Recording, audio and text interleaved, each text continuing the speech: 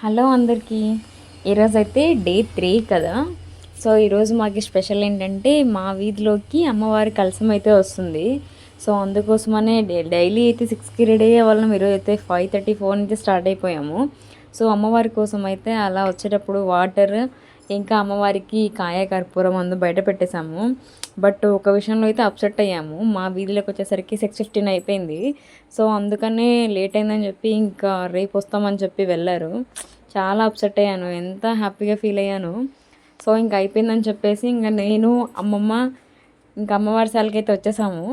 ఈరోజు కూడా చూడండి అమ్మవారి శాల. ఈరోజు అయితే కోలాటం కూడా వేశారు చాలామంది. చాలా బాగా వేశారు విత్ కాస్ట్యూమ్తో సహా. సో మేము ఇంకా అలా దేవుడి దగ్గరికి వెళ్ళి దండం పెట్టేసుకొని ఇంకా అమ్మవారి అలంకారం అయితే ఇలా చేశారు.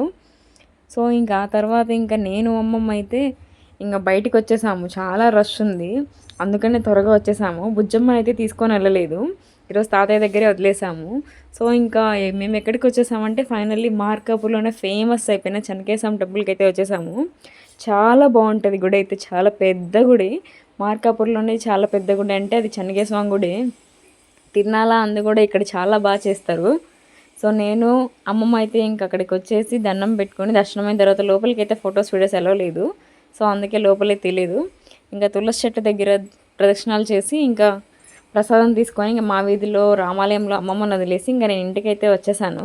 వచ్చేసరికి బుజ్జమ్మ చూడండి తాత అయితే ఎలా ఆడుతుందో. ఏడుస్తుందేమో అనుకున్నా, బట్ ఏడ్చలేదు ఇంకా.